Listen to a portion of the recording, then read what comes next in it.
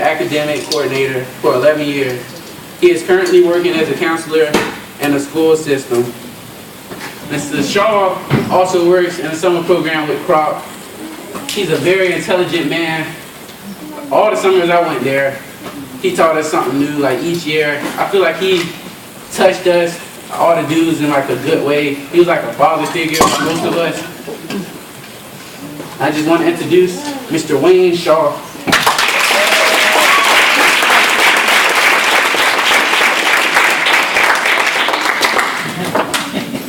Well, thank you, Marcus.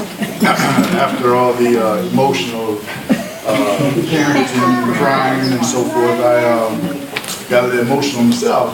Got to regain my composure. It's always an honor to be here because, like you said, I was in the first class in 1983. College reached out, and it was a program that really helped me in the future. Upward Bound as well. So it's always an honor to come back and give back to the programs that helped me out in my life. Now, today it's great to see so many students graduating and having all these awards and becoming our future leaders. But my question is today, who are you? Oh, by the way, I do put you on the spot. Who are you? You hesitating. She said, Amy Hughes. I know that's your name, but who are you? Okay, think about it for a moment. Who are you? She don't know. So let's move over here. Who are you? I'm a young educator trying to be a administrator. Oh. Okay, got an answer. Who are you? I'm a strong, hardworking, proud African-American individual. I'm a daughter, I'm a friend, and most importantly, I'm a leader. All right. Wow. I want you to understand that my girl Keon Wright, what's his name? Omar. You know, I get mixed up, so many students in mine. And my girl here was in the summer program with me. So they know the answer to that question. My two young ladies here didn't do the summer program. So we're not going to hold it against you, okay? Now the point is of me asking that question to young people is because they need to know who they are. And if they don't know who they are, they don't know where they're going. Amen. So you'll find out real soon, right? Okay. Now, but the thing I didn't hear from even my two students at this summer program is that they're a leader. That's what we're going to discuss today. Being a leader, what does it entail? Well, first of all, being a leader is defined as a person who guides others. Now, you can guide others in a good direction or you can guide them in a bad direction. But we're going to talk about the good direction today. I want you to listen to some of the synonymous words that go with leader. Boss, captain, chief, commander, counselor, dignitary, director, eminence, executive, general, governor, manager, notable, officer, CEO, pilot, pioneer, president, principal, ruler, shepherd, superintendent, and superior. All those positions pay a lot of money. Okay? So if you're going to be a leader, you have to be at the top of your game. Now, the antonym of leader is follower, right? And in order to become a good leader, you have to be a good follower first. Even though it's the opposite, you have to start somewhere and follow other leaders to become a good leader. We have a whole lot of them in the room today. Your parents, they were your first leaders that you followed. Your teachers, your second leaders that you followed, that get you to the point where you are today. Now, of course, there are characteristics to being a leader. Let's talk about some of those for a moment. My man Marcus, grab that board over there for me. Now, Marcus is going to be my easel because I don't have one. So he'll hold the board for me so everyone can see it.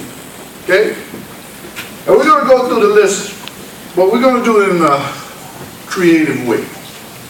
First of all, grads in front, need to pay very close attention. I'm going to give you a quote, a famous quote. Now I want you to think about what word goes with that quote. Ready? And if you know it, raise your hand. Now there is no wrong answers, just a good try. Okay? First quote. Because when we talk about leaders, this will help you when you go to college. First one. If opportunity doesn't knock, build a door. Which word goes with that? Say it again? Thank you. Well, that's my girl. She did some program too. Proactive. You have to be proactive. Things are not just going to come to you when you go to college or in the real world. You have to go out and get it. You have to make yourself available. You have to be so proactive that when opportunity knocks and you're not there, it'll wait for you. That's how proactive you have to be. Second quote. Today will never come again, so be a blessing. Be a friend. Encourage someone. Take time to care. Let your words heal and not wound. Which one does that go with? Empathy. Say it again. Empathy. To be a good leader, you have to have empathy. You have to be able to put yourself in that person's shoes to understand what they're going through in order to lead them in the right direction. Empathy. You have to have that. You have to care about the people that you lead. Because all of you are going to be that leader one day. Third quote. A lot of problems in the world would disappear if we talk to each other instead of about each other. Communication. That's a given, right? Communication. So communication is important because if you can't communicate, you can't lead. It's very simple. And a lot of problems evolve in the world because of bad communication. That's why we have wars. That's why we have divorces. And that's why we can't have good relationships, because we don't have good communication. All right, our next one. Life is an art of drawing without an eraser. Say it, you know, vision. You have to have a vision. If you don't have a vision, you don't know where you're going. Your vision should be so clear in your mind where you want to be 10, 15, 20 years from now, that it's automatically set with your goals that you have in place. It all should correspond together. Vision. You got to have it. Next one. Life isn't about waiting for the storm to pass. It's about learning to dance in the rain. Flexibility, right? You have to be flexible. You got to be able to adapt in every situation and be flexible in order to be a good leader. If you're hanging out in the White House with the president, you need to be able to be flexible to deal and to talk and to communicate with those people. If you're hanging out with your friends in the neighborhood, you need to be flexible to be able to conversate and try to help those people become better as well. That's what leaders do. They adapt to their situation, become flexible. Next quote. Time decides who you meet in your life. Your heart decides who you want in your life. And your behavior decides who will stay in your life.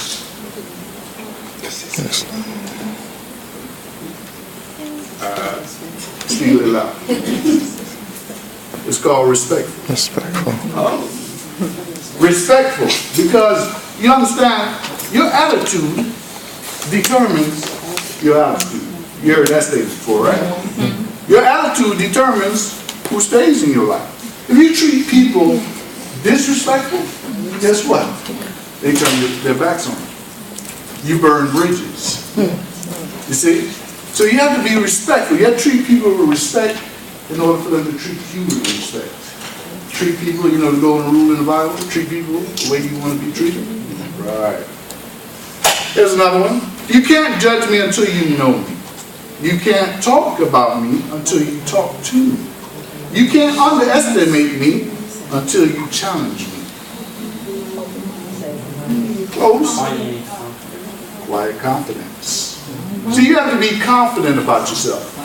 As a leader, if you have to lead other people, they don't want to follow anybody that don't know where they're going. Right? Right. So you have to be confident. But notice the word before it says quiet confidence. What word goes with quiet? Humility. You have to be humble as a leader. You have to be able to listen to other people sometimes and not think you know it all. Being humble and confident goes hand in hand. My next one.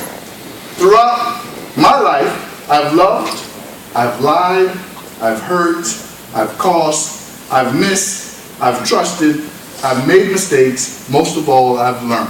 Honesty. Honesty. As a leader, you have to be honest with yourself as well. You know, don't act like you all that. Don't act like you don't make mistakes. Don't act like you can't apologize for being wrong. You have to be honest with yourself and honest with the people around you. Next one. Today I will do what others won't. So tomorrow I can do what others can't. Which one is that one? We only got two left. Enthusiastic and organization. Which one is it? Enthusiastic.